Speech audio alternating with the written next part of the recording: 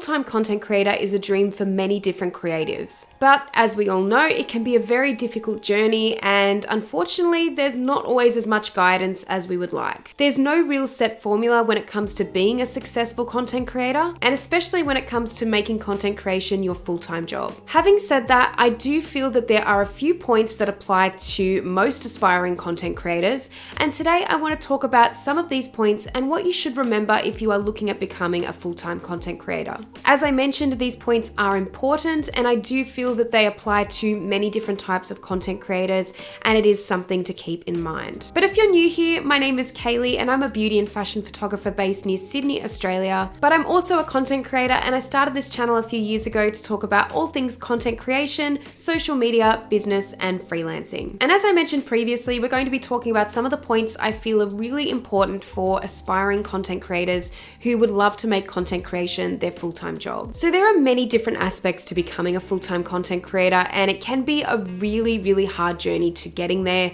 It can be a very long journey. I think that there's a lot of aspiring content creators out there who have this feeling like it's going to happen overnight for them, and for some lucky content creators that can happen. However, for most of us, it is a long and arduous journey to actually becoming a full-time content creator. But I also don't think that this is something that should necessarily turn you off, because with most jobs out there, whether it's a 9-to-5 job or not, you are going to be going on these longer journeys to really getting where you want to be. Now, whether that's through education and study, or whether it's through practice or portfolio building, or whatever it is that you're doing for a career, I think no matter what, there's going to be hard aspects with whatever career path you take. So content creation is just one of those other career paths where the journey is going to be long, and it's going to be a little bit harder for most people to really get there in the end. But is it absolutely worthwhile, and would I recommend it? Yes, I would. So now we're going to talk about some of these points that I think are really important, and let's get into it. So the first point to remember that is really important if you want to become a full-time content creator is you need to be able to set successful routines for yourself. Now, when I talk about the term routine, I mean posting routines. So that can be for Instagram, can be for TikTok, YouTube, whatever platform you're utilizing as a content creator, you need to be able to set some achievable posting routines. Now, it really can be anything as long as it's realistic and it's achievable for you.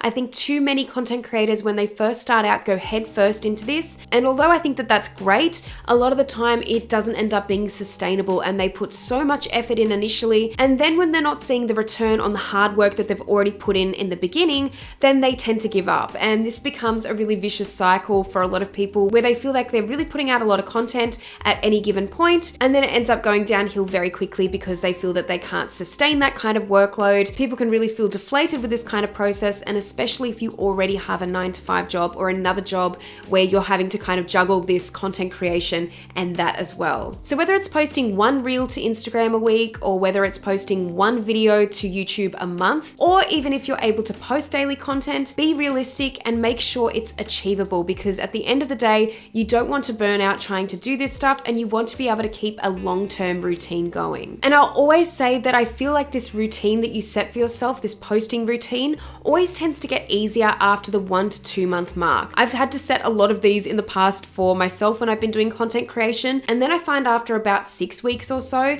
it starts to become a lot more easier, and it also starts to become non-negotiable. I know for me personally, a switch tends to flip in my brain where it does become a non-negotiable aspect for me to continue with this posting routine. It's like sometimes I have tried to procrastinate against it, and my brain will say, no, you can't get out of it this time. You will be posting this video this week, and you need to stick to that schedule. So I really do feel like it becomes a lot easier after that 4 to 6 weeks or so of posting, and it's a great feeling because you finally start to really feel in control of what you're doing. And I think that's great because then you will be more inspired and more confident to take on other routines if you want to start those. But I would say the biggest hurdle is that first 6 weeks or so. Make sure you get over that, and then things will hopefully become a little bit more easy and a little bit more natural for you to stick to. The routine is really important because obviously if you're building an audience, you want them to be able to come back regularly for your content. There's nothing worse than posting 50 videos in a month and then realizing that you've overcommitted and you're burnt out, and then you don't end up posting anything for another 6 months.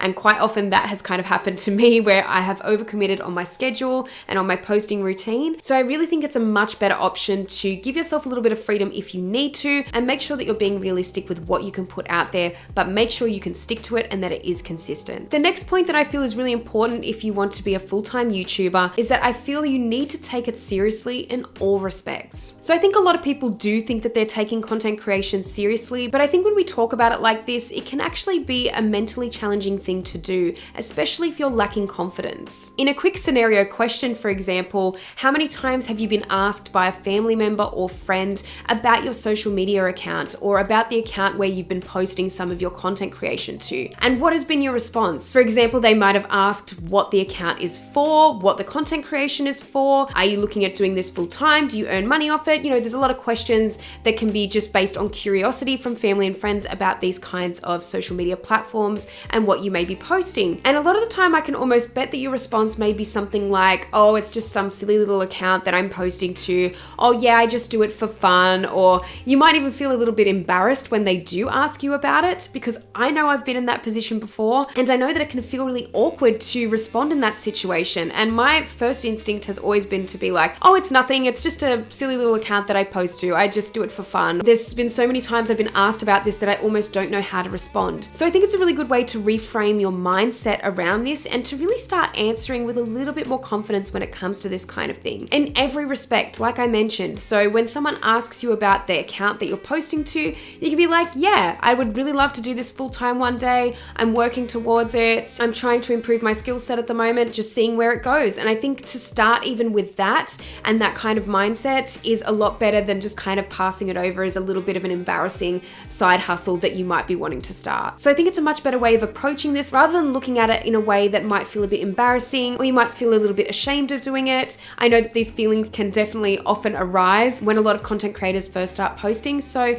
try not to kind of revert to that and really think about that little bit more of a confidence factor in how you approach your content creation. I think it's really important with content creation to think about how others perceive you at times, but also about how you perceive yourself when you're doing your content creation as well. I think that that's a really important factor. Again, I want to add to this, like I did in the routine point as well. I think it's really important to also add a schedule. So taking it seriously, taking your content creation seriously means having a schedule of sorts where you do your editing, you do your planning, your filming. All of this really needs to be integrated into your workflow, because I think to an extent it's really important to treat this like it is your job. Because as soon as you start treating content creation like it is your job, you'll start to garner a lot more respect for this career path, but also for yourself in the process. Remember, the more you set these routines and these schedules as well, and the longer that you stick to them, it really starts to become more of a non-negotiable. And then the third point that I feel is really important if you want to become a full-time content creator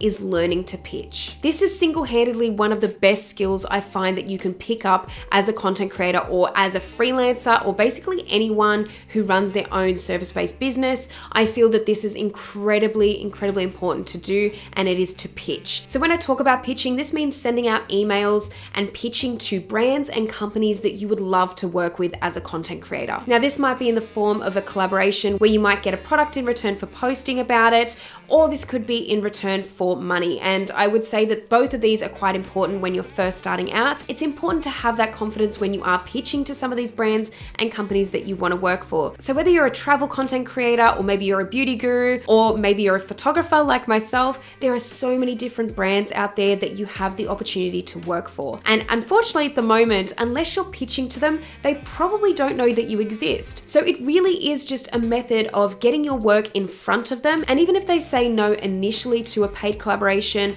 or even a product collaboration, it means that you could be on their radar for future campaigns, and they might be able to loop back with you in about 6 to 12 months time, and something can hopefully arise from that pitch. Now, you can do this by trying to find contact details through LinkedIn. I find that it can be quite a bit of research to find the contact details you'll need for partnership managers for a lot of these brands, but it is absolutely worthwhile in the end. So I think it's not only important just to pitch out in a cold email kind of way to brands and other companies. I think that it's really important to keep this mentality when some of these brands start contacting you, because as an aspiring content creator, you may find that as you go along, you'll get more and more brand requests for collaborations, for affiliate programs, and the like. Now, often some of these offers will not be that great. Some of them will be unpaid, some of them will just be an affiliate program offer, and a lot of the time it's not really benefiting you as much as it's benefiting the company that has contacted you. So in this situation, I think it's also really important to be able to pitch to these companies and brands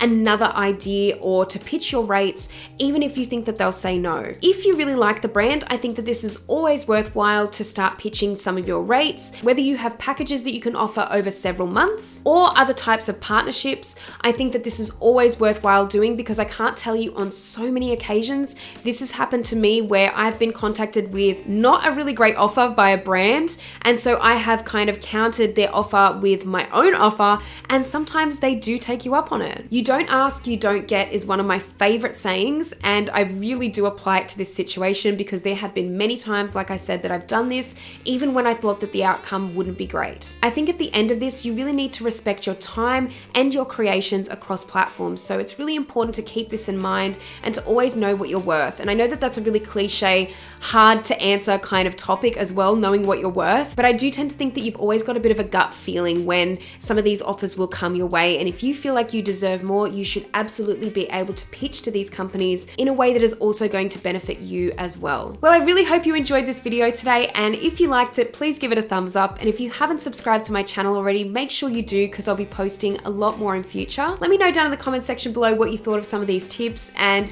whether you are trying to become a full-time content creator yourself, because I would love to hear. Also, let me know down in the comment section below what you'd like to see next on my channel because I'm always open to requests. But thank you so much for watching this video today, and I'll see you in the next one.